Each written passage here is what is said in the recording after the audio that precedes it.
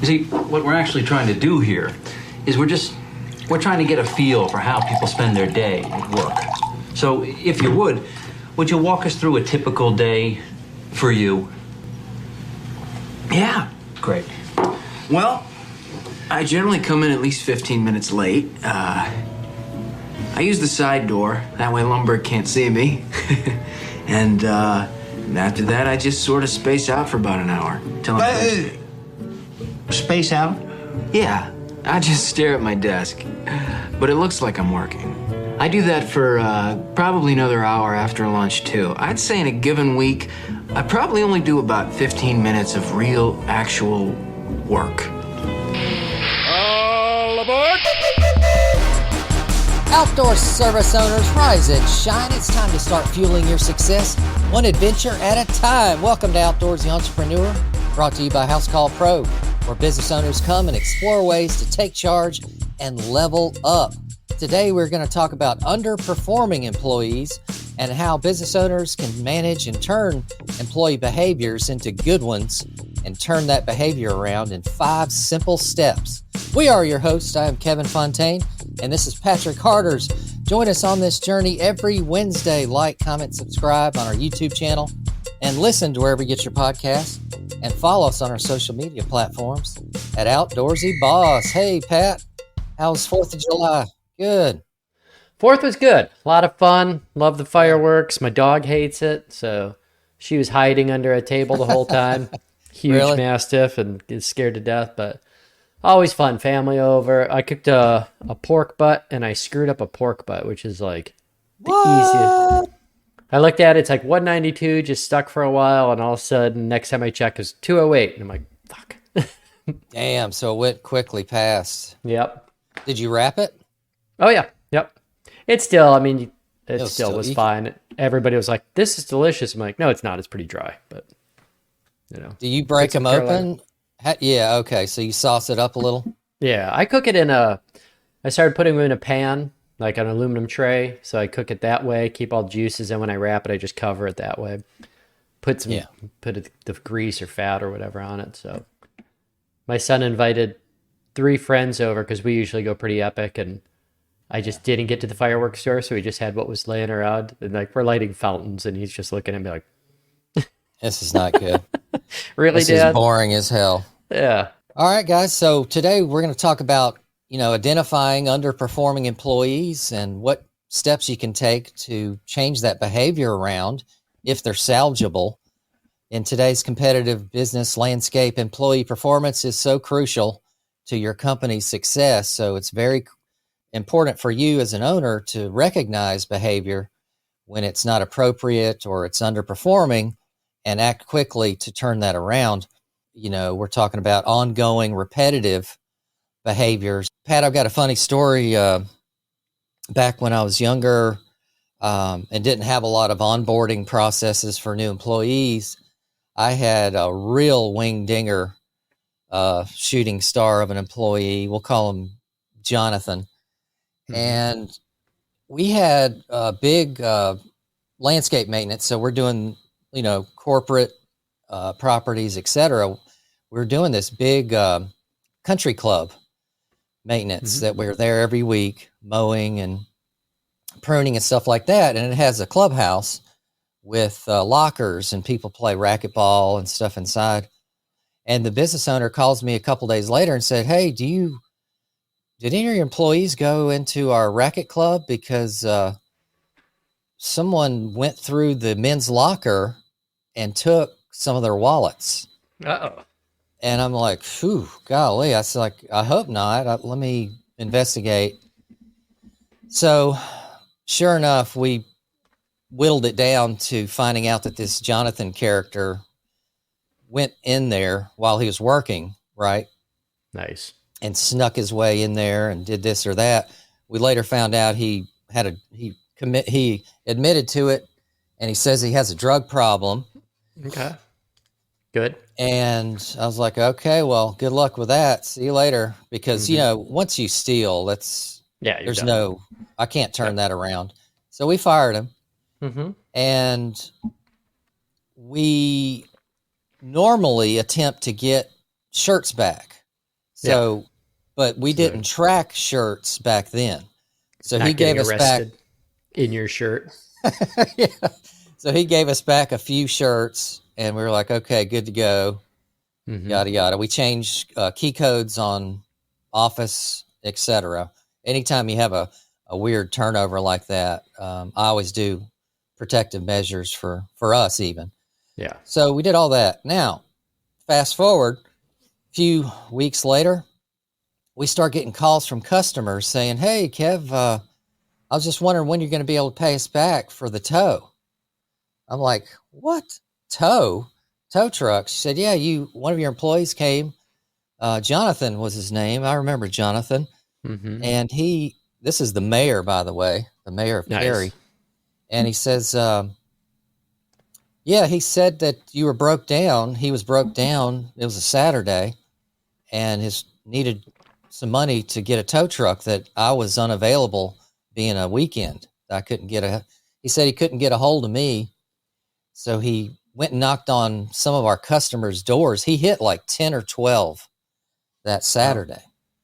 Asked him for money, saying our truck was broke down the street. It was within a few weeks, so they thought he still could be working for me. I didn't put Yeah. out an APB on him Yeah. to my customers. And sure enough, he got away with a bunch of cash. And, 40 here, 50 there, 10 there. And I'm like, Jesus Christ, I had to call the police. We knew exactly who it was. I had to refund all the customers' money. Of course, he didn't never pay me back, but at least Yeah. he was So you had to pay prosecuted. for those? You had to pay the money back to the customers for? Nice. Oh, yeah. Yeah, we paid them all back, which we could just deduct it from their next billing or whatever. So, Yeah. but that was interesting. So, you know, back in the day when I didn't have a good onboarding screening process, even a Yeah. background check, drug screening, etc., we get all kinds of crazy guys and gals coming through back in the day that could really cause havoc very quickly on a company like it did me. Number one, a simple step is to research and identify the root cause of that employee's issue that you're having. Hmm. Before addressing the underperformance, it's vital that you understand the root cause of the issue, analyze that data, and put it out on paper, put it on an Excel sheet or something to visualize what it is. Is it underperforming of a job? Say they're always going over budget. Are they always Yeah. using too many materials?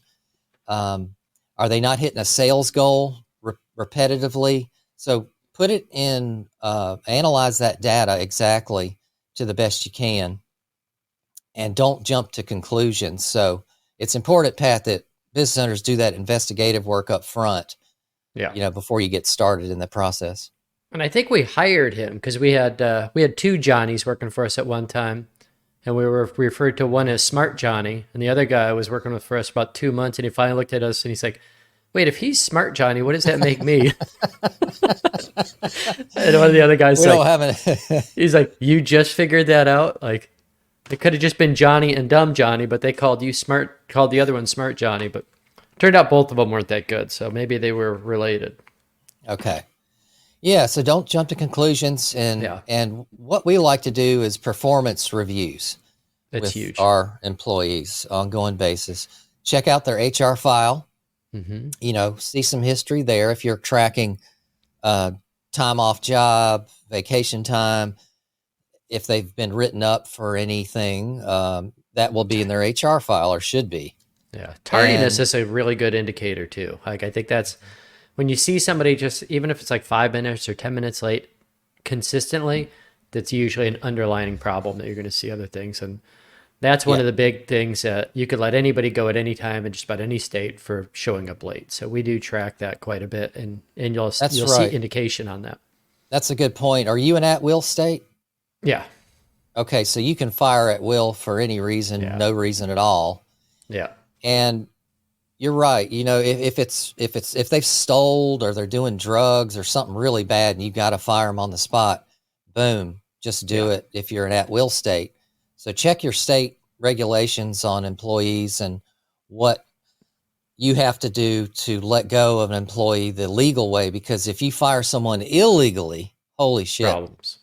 you've got issues. And I think it's good. We've hired like a partial HR person, someone that we could just consult with on an hourly basis when we get into those situations. But really important, just tracking and keeping a record of things. So if somebody's showing up late, an issue happens, that's not a big deal, but you talk to somebody, you just keep a record of that so that when that time comes to let them go, you have a track record. Because a lot of times we just talk to somebody, we move on, we don't write it down. And then 6 months goes by and you're like, oh. But, yeah. We had write-up sheets, or they're kind of, they're HR sheets. They were on the wall. So it was a pink sheet so everybody could visualize it. And it had all kinds of reasonings. You would fill this out, but it's even time off. Hey, requesting time off, grab the pink sheet. We always tell people you got to give us 2 weeks notice if you need time off. Yeah. And try not to do it in our busy seasons, plan your vacation accordingly. Or everybody at the same time. You're right. Exactly. You don't want to be hit with no staff. Hey, where's Johnny Appleseed and Rubicon, If they're all gone, you're screwed.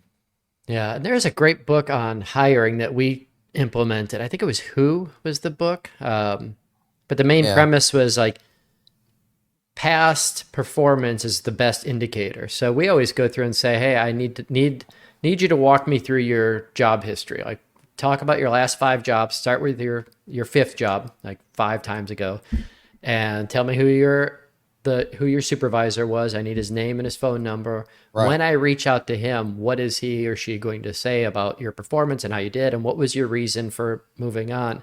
Right.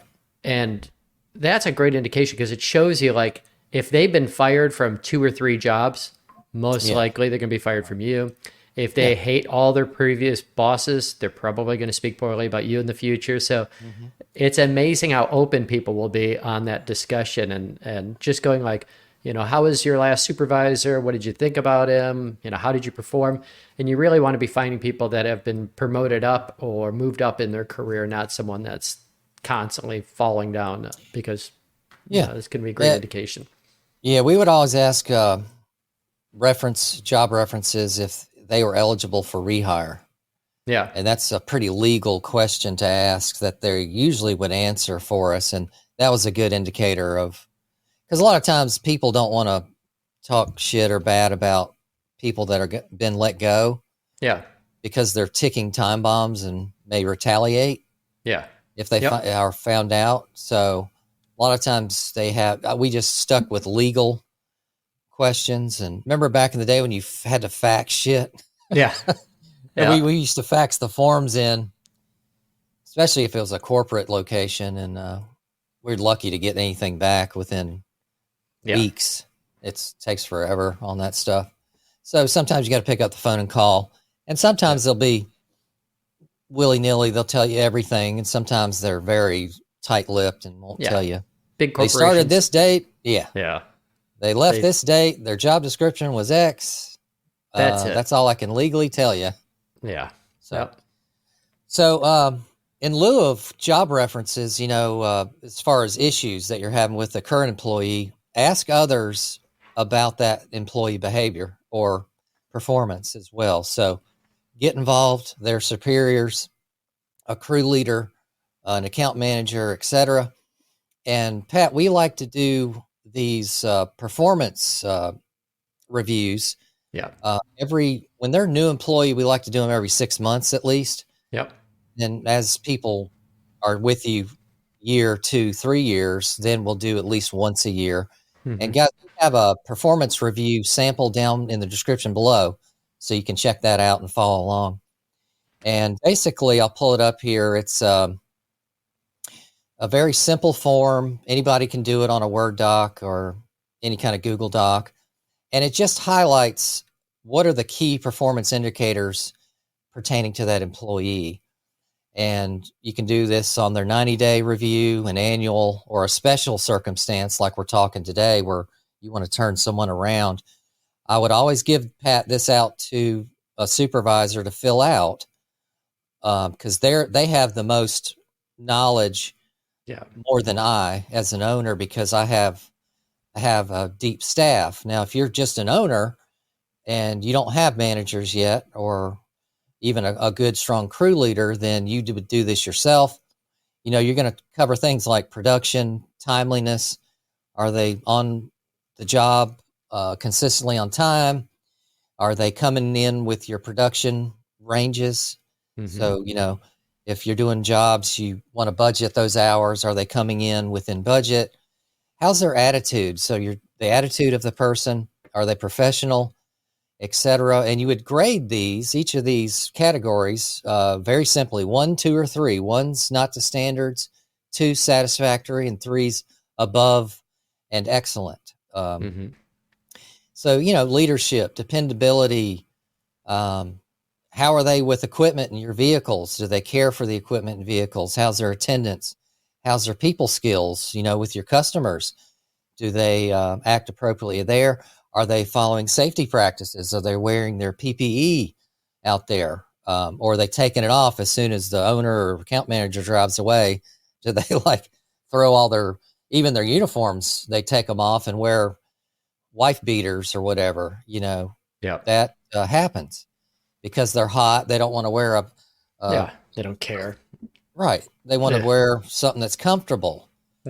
And that brings me up another story. I had an employee. I came back to a job site and he's wearing a Star Wars t-shirt.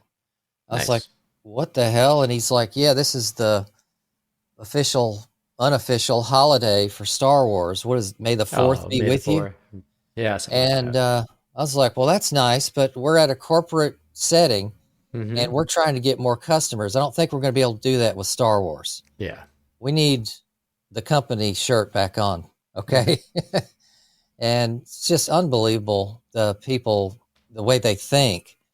Yeah. So, you do this, and this is going to get you back in line with that employee. And let me go back here. I think it's important to, set the right atmosphere. Because a lot of times, I've had people working for me, and then something happens, I fire them, and then their crew leader comes up and is like, yeah, he was doing this, this, and this. I didn't want to say anything. And I'm like, what do you mean you didn't want to say anything? So it's like they didn't want to be a snitch. They didn't want to. They feel it's like management versus the personnel, and so it's like, no, we have an atmosphere that we're trying to create a great work environment, and I can't give you great people to work with unless you're, really working with me to develop the team. It's not something that, it's management versus the employees. It's we're all here together to get the best environment so that it's good to show up to work every day. Yeah, and you hit a good point. So business owners, we get hit with a lot of this stress of managing others, right? If you don't have an account manager, general manager, or someone beneath the owner, man, all that hits your shoulders every day. You are now in charge of their success, as well as payroll, as well as advertising. It's just daunting. And so that's why it's so important for young business owners to have a matrix of data and a great job description and a great company handbook to outline the behaviors you expect from that employee and parameters that are calculatable. You can justify payroll by if they hit their numbers, if they hit sales goals, you're going to put an exact number that they have to reach within a certain time frame. And Pat, that's huge with expectation. Is not only do I expect you to sell $100,000 this month if he's a salesman, I also, you're putting a timeline on that. It's not $100,000 whenever you can. It's by 30 days in goal, right? You got to put a timestamp on anything you expect with your employees. Yeah. If your truck needs to be cleaned, when do you expect that to be done by, and how often each time? And those reviews are important. I think, a lot of us as business owners, we're not used to that. I've never really been an employee. I had my first job when I was like 10, but after I hit like 17, I went off on my own, or 18, and started my own, business for the most part. So, the idea of a business, a review with an employee was something like going to the principal's office, where your employees actually want that. They want that, accountability. They want to know what they're doing well, at least the good employees. They want to know what's going on. And So often we'll bury our heads in the sand and go like, hey, if there's no trouble, you're not going to hear anything from me. You're only going to be brought in when there's something bad happening. And it's much better to be proactive and say, Yep. like, I think 3 months from starting someone off to go, catching good behaviors and rewarding that and finding behaviors that they need improvement in.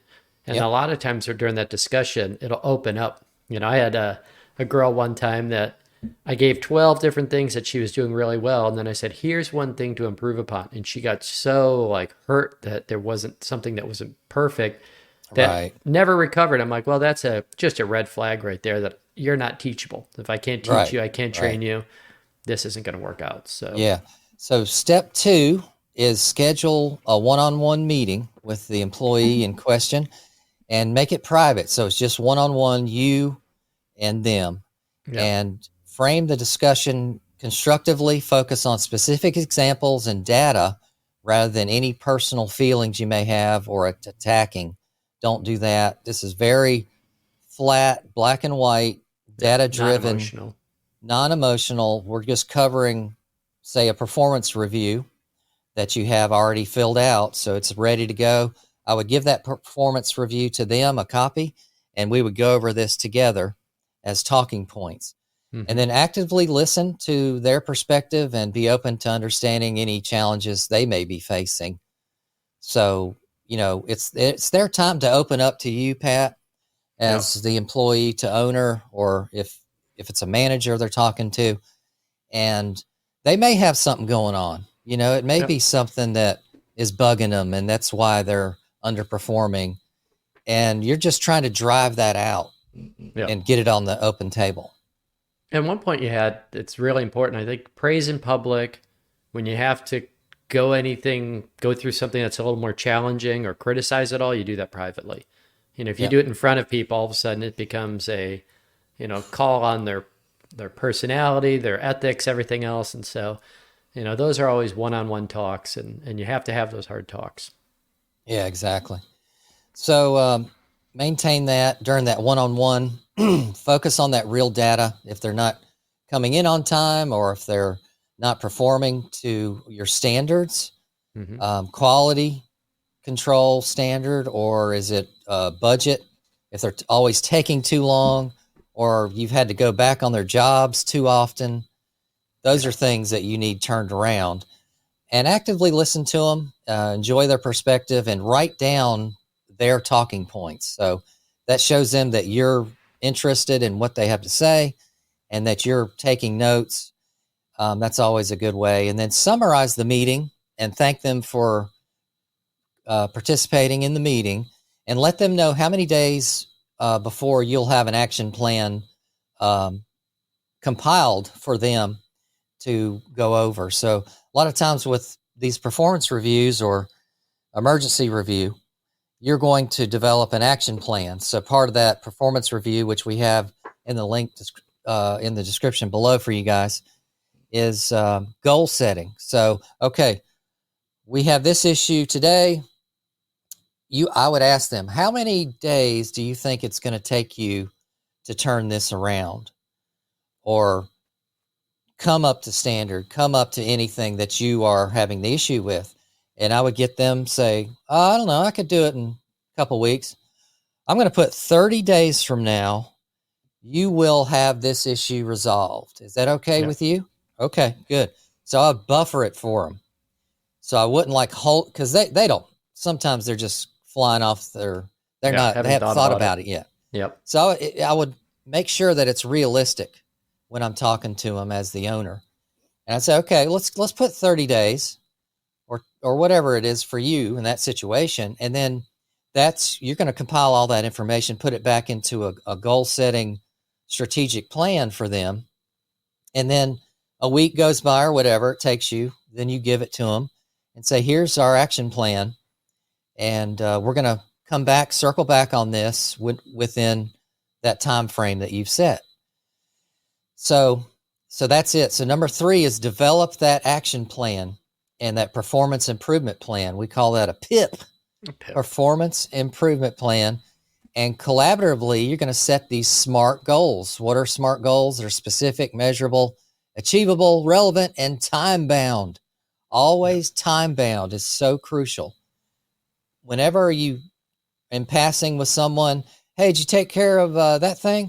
Oh, no, I didn't get that yet. Well, I need it done by boom, date, time.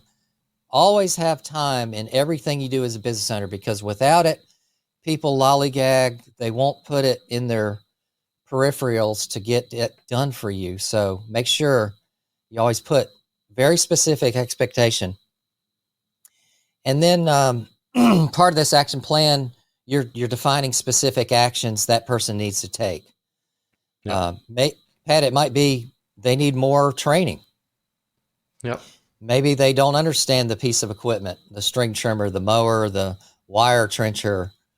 And then boom, that's part of that goal setting expectation is you're going to have a class with Site 1, or you're going to go with your manager, Jim, next week, and he's going to spend some time with you on this equipment and get you up and at 'em with that. So you're just now, this number 3 plan is just about setting expectation and a clear timeline of when you want these taken care of.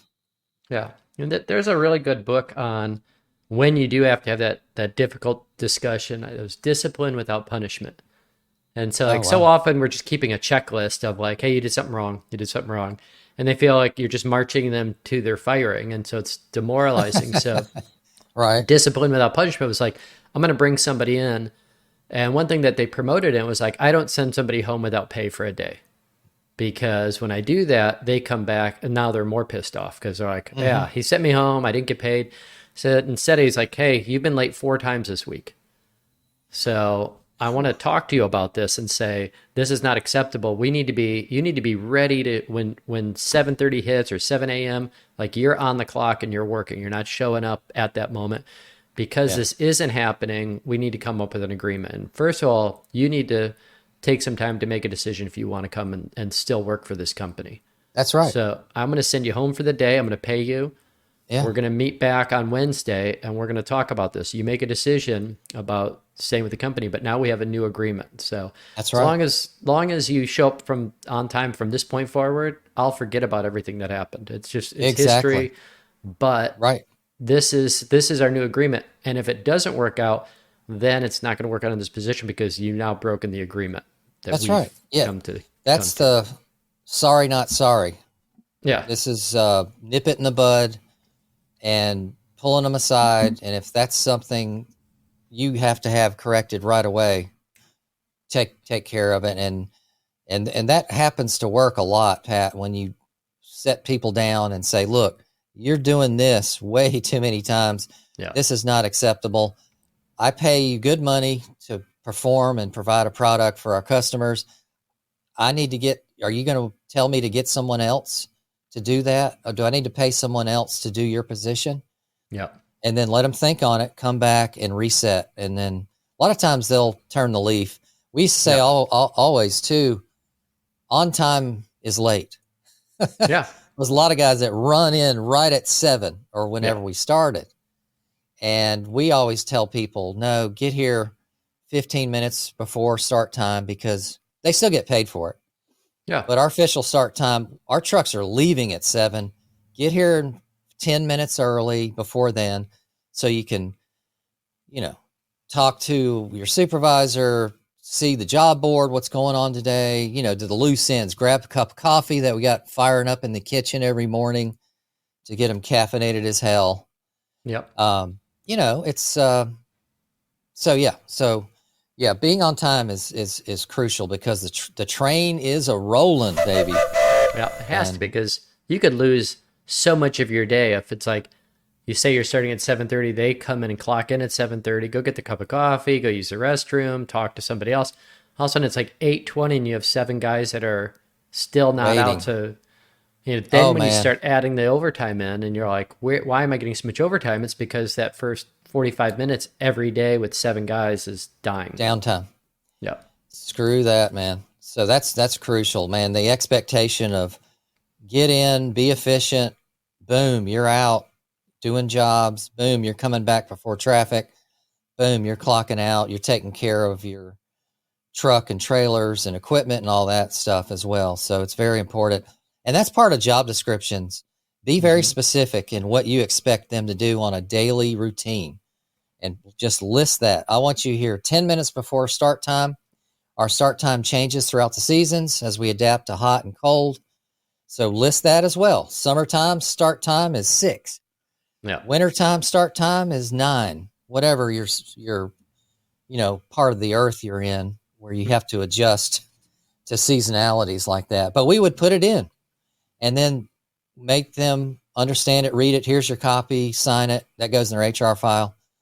Yeah. And that's a great thing to come back on during performance reviews, if that's being part of the issue. And then ongoing, number 4 is providing ongoing coaching and support. So you can't just stop there. Oh, I got the issue resolved. They changed it. Okay, good. You got to keep that support essential throughout the employee's tenure and offering them regular, constant feedback, like Pat, you're talking about, recognizing and praising when it's needed, when it's deserved, going above and beyond. You've got to have that support process in your company and culture. And so that's where support and making it fun, and that's where you have leaderboards, you have spin the wheel to get gift cards, you have all kinds of fun things to reward good and great behavior, and make it a fun thing that you can do during a monthly public meeting that you have, where it's very general, like you talk about, hey, we hit our goal this month, and hey, we just gave Rodney a promotion. Hey, all right. And those are the things, and you cook barbecue, and you have cornholio going, and you're popping tops, and this is after hours, whatever. But you make it fun. Yeah. And make it a day about them, rewarding them. We did it. We hit this goal. Boom. Get them excited for next month. You may have a bigger and better prize for employee of the month, or someone who gets the most customer accolades, or any kind of thing that you want to put as a parameter of a fun goal as well, And it doesn't always have to be huge. It could be, you could do small things like, a parking spot. You get the first parking spot. I know a company that did a huge contest for a new ice machine, one of the crushed ice machines.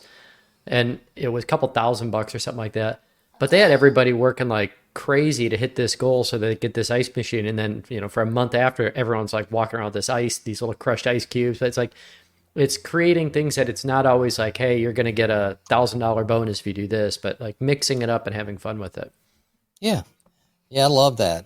Coke machines, ice. We used to always have bags of ice that they took and put in their igloos, and hell, give them kick-ass, one of those coolers, little travel coolers. The Yetis or something. Yeah, I mean, I don't know if I do a Yeti. Fake Yeti. I may be going to Walmart for that one. Mm-hmm. But give them cool stuff, maybe a tumbler, a cool tumbler. What do they like? Are they, what do they like? Are they fishermen? Yeah. You'll start to understand they like to hunt and fish. So a lot of times we'd give them like some cool camo. We'd have all kinds of cool things that are pretty generally a good gift. I would like to have this. Maybe it's a windbreaker that's got a cool little camo detail on it, and that just hints to them liking that hunting and fishing type lifestyle. Yeah, the outdoors. Yeah, and just all typically like if they're working outside. Yeah, I mean, even our employee uniforms, we would do things like that. Have like a special run of something really cool from time to time, because them wearing the same damn shirt every day for a year.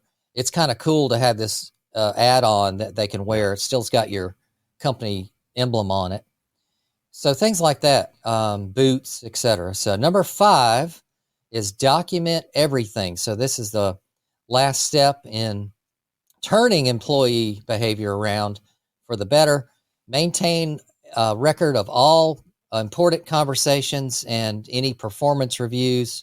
You're going to put that in their HR file, and you're going to start tracking your employees' growth and goals that they are setting. Like, hey, I've got a guy that just mows yards, but he wants to become a spray tech down the road. Okay, well, let's send him to get his pesticide license. Yep. So Fridays we usually were light days because we worked 4 10s. So Friday we had the time to send them to school, and it wouldn't obstruct our workload. So, take a half day Friday, you pay for them to go, you pay for the class, and they get their pesticide license. Boom.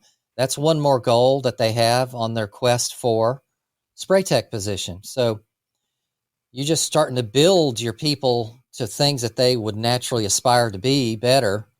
And if you can have a position, open it up for someone through better sales, and you're growing as a company, you're going to have more and more positions available that are higher paying.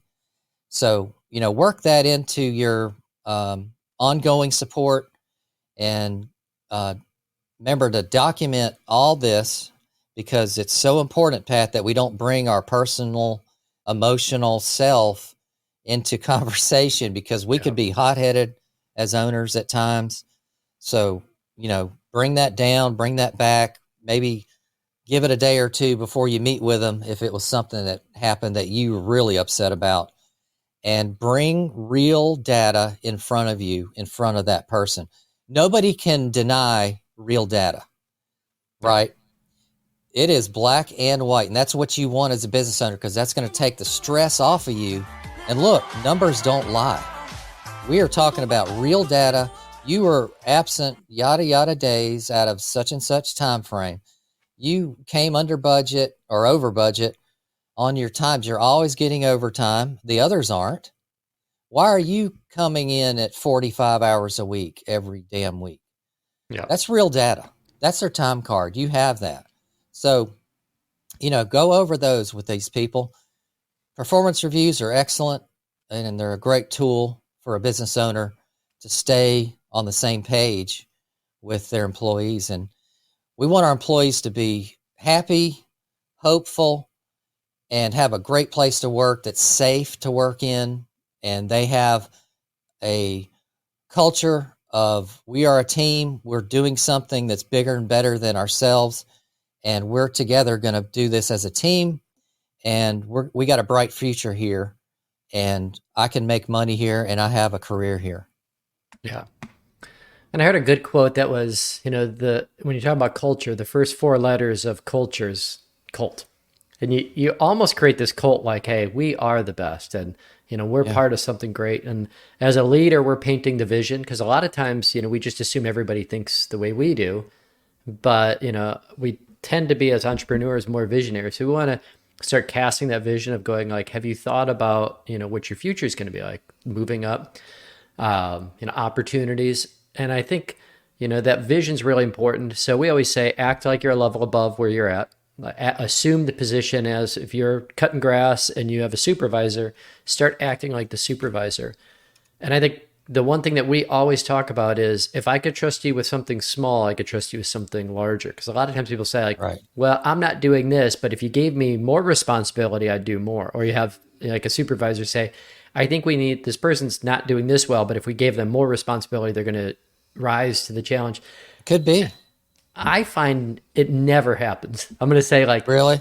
It's usually like, if I trust somebody with something small and they outperform it, I can trust them with something larger and larger. Yeah. Where if it's like, they're not doing what I asked them to do, so now I'm going to give them more responsibility, they usually fail even more so. So you're challenging people, but you're handling that problem early, where rather than letting it become a problem, you're saying, if you're not acting like you're above the position you're at, then I don't see you getting into leadership. I want, when that job comes open, that everybody's like, well, of course, Danny's going to take that spot. He's basically doing it now anyway. So you could have have that culture.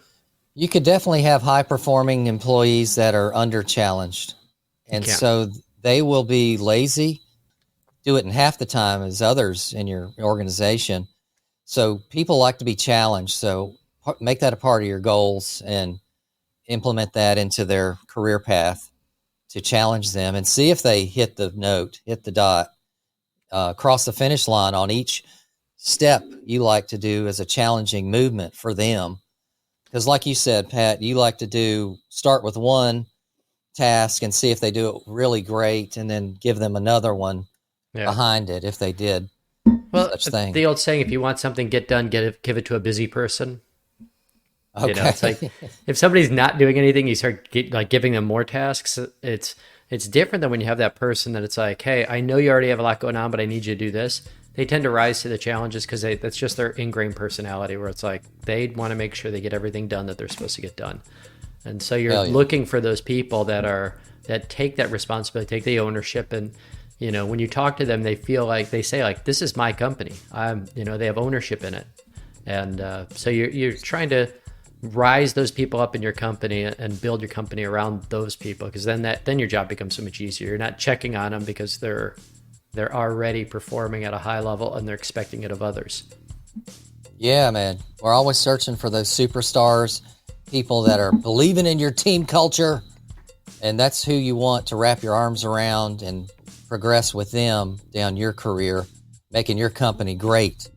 So that wraps up this episode, guys. Let us know what employee issues you're having and put them in the comments. And make sure you subscribe to the Outdoorsy Entrepreneur YouTube channel and hit those notifications and listen to wherever you get your podcast, and follow us on our social media platforms at Outdoorsy Boss.